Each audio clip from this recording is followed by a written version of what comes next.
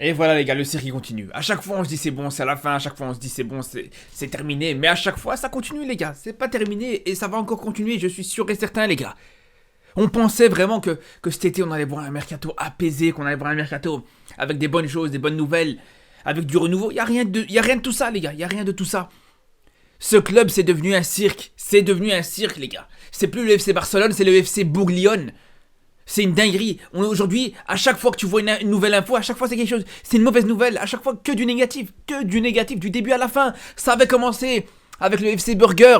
Le club qui vend des burgers pour pouvoir financer son budget. On n'avait jamais vu ça, les gars. Le Barça qui se met à vendre des hamburgers. Ça, c'est déjà une première chose. Allez, on se dit peut-être c'est pas grave. Peut-être que. Allez. C'est peut-être pour la bonne cause. On se dit, allez, c'est peut-être positif. On peut fermer les yeux sur ça. Puis juste derrière, on voit que pour Nico Williams, c'est mort. Que Nico Williams, il viendra pas au Barça. Que sur le dossier Nico Williams, le Barça a été incompétent. Ok.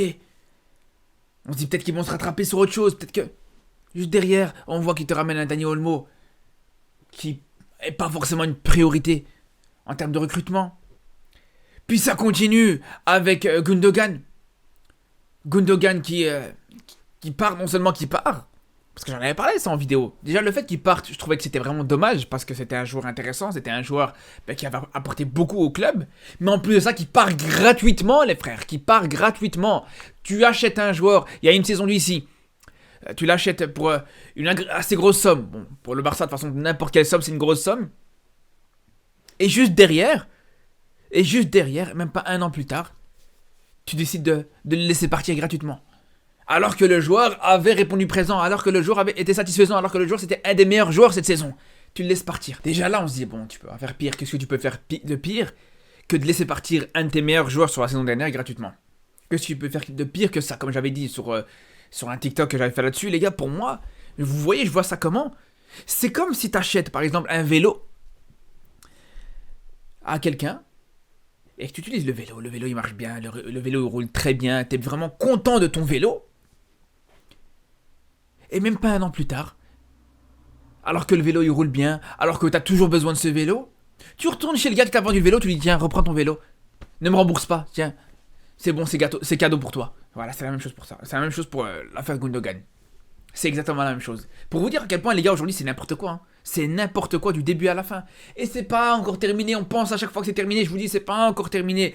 Il y a eu l'affaire Léao, voilà la direction qui s'est rendue compte qu'elle faisait n'importe quoi, la direction qui était catastrophique du début à la fin. Elle s'est dit bon on va lancer la petite rumeur Léao pour faire croire, les gars c'est une dinguerie. Ils ont voulu nous faire croire. Pour un club, pour une direction qui est pas capable de chercher un joueur à 50 millions, un joueur à 60 millions, ils ont voulu nous faire croire, pour une direction qui est même pas capable de faire enregistrer certains joueurs à cause de leur salaire trop élevé pour les finances du club, ils ont voulu nous faire croire qu'ils ont voulu aller chercher Léao pour 100 millions. Je vous dis, ils nous prennent pour des abrutis. C'est des abrutis, c'est des débiles, c'est vraiment des... Je vais pas dire d'insultes, mais bon, voilà, c'est des gaulements, on va dire ça comme ça. Et ils croient, cette direction du Barça croit qu'on est aussi stupide qu'eux. C'est ça le problème, les gars, aujourd'hui.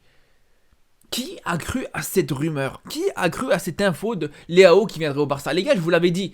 Je vous l'avais dit, si Léao il vient, je me fais la coupe de Léao. C'est bon ou pas? Si Léao il vient, je me fais la coupe de Léao. Il viendra pas. Il viendra pas. Je vais garder mon vieux dégradé comme ça, il n'y a pas de problème. Il viendra pas, Léao. Comme ça, vous savez. Impossible qu'il vienne. Ouais, de toute façon, en une semaine, en 2-3 jours, t'es passé quand même de la rumeur Léao à la rumeur Chiesa. Hein. C'est pour vous dire à quel point, les gars, c'est compliqué. Mais bon, bref, encore une fois, comment dire, le cas Chiesa, c'est encore une autre histoire. Mais là, le problème, c'est même pas ça. Là, le problème, il est même pas là. Là, le problème, c'est qu'aujourd'hui, actuellement, on se rend compte que quoi? On se rend compte que, tout simplement, le club a beau avoir laissé partir Gundogan, a beau avoir laissé partir plusieurs joueurs, on se rend compte que le club ne peut toujours pas faire enregistrer Dani Olmo. Quand je vous disais, les gars, je me rappelle très bien, les gars, en début de mercato, enfin, en début, on s'entend, mais quand je disais que l'arrivée d'Olmo était inutile, était vraiment une mauvaise idée, ne servait à rien et tout ça. On me disait, mais non, mais t'abuses, t'exagères, tu vas toujours négatif, t'es toujours en train de te plaindre. Les gars, regardez là maintenant, t'as ramené Dani Olmo, aujourd'hui t'es là, tu sais pas quoi en faire, aujourd'hui t'es là, Les gars, c'est trop, c'est trop. Ça va être la deuxième journée de championnat, Dani Olmo, il aura toujours pas joué. Tu peux toujours pas l'inscrire, pardon. C'est pas se foutre de nous, les gars. Franchement, c'est pas se foutre du monde. C'est pas vraiment... Non, mais je comprends pas, les gars. Qu'est-ce que cette direction, qu'est-ce que ces dirigeants du Barça font de plus que nous, savent de plus que nous? Si même l'aspect comptable, l'aspect finance, ce genre de choses-là dont on n'a pas accès, eux-mêmes ne savent pas le gérer, mais j'ai envie de vous dire, qu'est-ce qu'ils peuvent faire de plus que nous, les gars?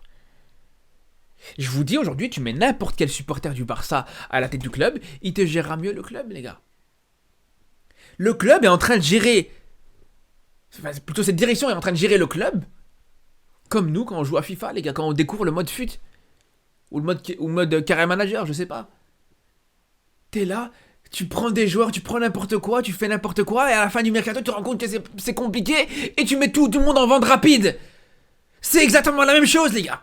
On dirait moi sur FIFA. Non mais les gars, c'est trop. Voilà que c'est trop, les frères, c'est trop. Pour un joueur, encore une fois, pour Dani Olmo, qui est pas forcément indispensable, là tu laisses partir. Regardez, c'est pour vous dire à quel point, vraiment, les gars, vraiment pour vous dire, une chose simple qui va représenter à quel point cette direction, elle est stupide, les gars. Regardez ça. T'as la direction du Barça qui va chercher Dani Olmo. Parce que Dani Olmo a fait un bel euro, il n'y a pas de problème là-dessus, on est tous d'accord là-dessus. Ok. Ils vont te ramener Dani Olmo. Ils mettent 50 millions, les gars. 50 millions pour te ramener Dani Olmo. Et l'arrivée de Dani Olmo, en contrepartie, elle a dû faire partir Gundogan. Gundogan, qui jusqu'ici a apporté satisfaction, a été bon, a été satisfaisant sur la saison qu'il a pu faire. Un des meilleurs joueurs du Barça sur la saison dernière. Donc en soi, tu sais que Gundogan, en soi, tu sais que c'est une valeur sûre. Donc là, t'as laissé partir une valeur sûre pour ramener un joueur 2 fois plus cher dont tu sais pas s'il va apporter satisfaction ou pas. Les gars, voilà cette direction à quoi elle est en train de jouer. Une direction qui est en train de jouer avec le feu, qui est en train de jouer au savant fou, qui est en train de jouer au Monopoly, les gars.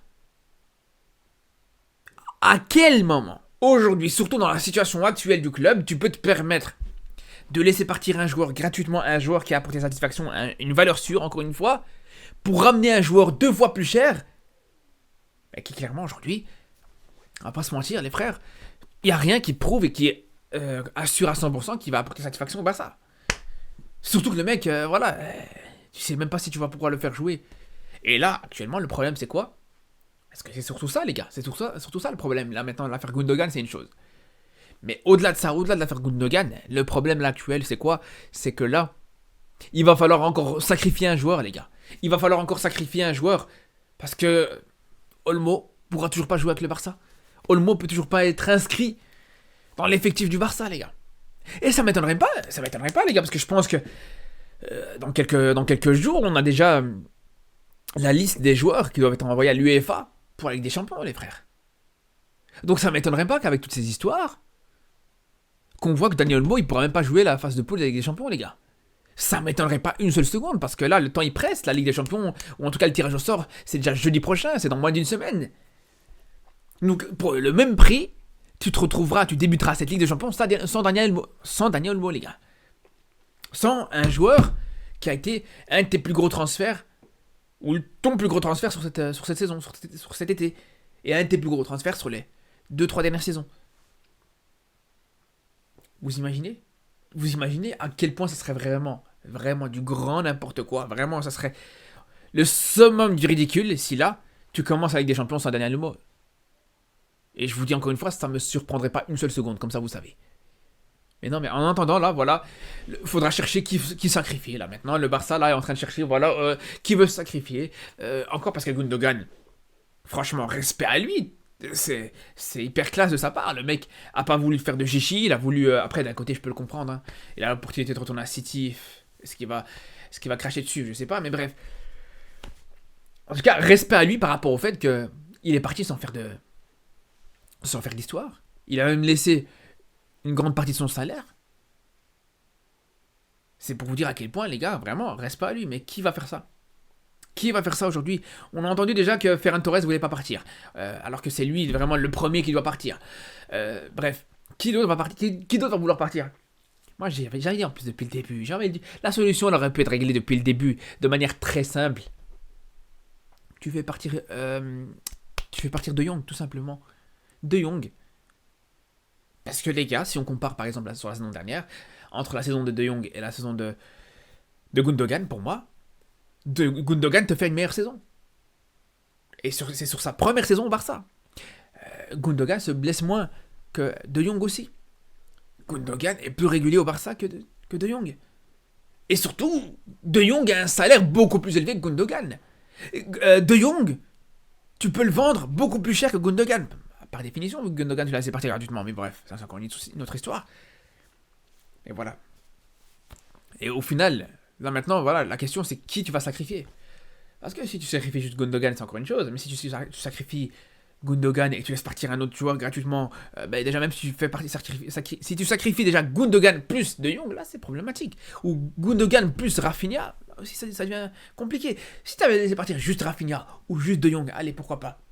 Mais Gundogan plus De Jong, ou Gundogan plus Rafinha, ou Gundogan plus Araujo, ou... Les gars, là ça va être compliqué les gars, vraiment. Bref. On va sur ça encore une fois, comme je vous dis, on n'a pas encore au bout de nos surprises. Et je l'ai dit plusieurs fois, à chaque fois je le dis malheureusement. Et à chaque fois malheureusement je me trompe pas par rapport à ça. Et on n'est jamais au bout de nos surprises par rapport à ça. Je vous dis la vérité les frères. Mais je pense que quand je vous dis on n'est pas au bout de nos surprises, je pense que vraiment cette fin de mercato là, il reste combien de temps? Il reste même pas un peu moins de 10 jours.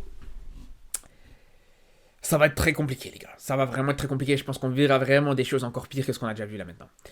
Sur ce les frères, on se retrouve très vite pour de nouvelles vidéos, d'ailleurs sur le Barça avec le tirage au sort de la Ligue des Champions qui va arriver la semaine prochaine. Je m'attends au pire d'ailleurs par rapport à ça, mais bon ça c'est encore une autre histoire. Sur ce, on se dit à très vite, et surtout d'ici là, prenez soin de vous.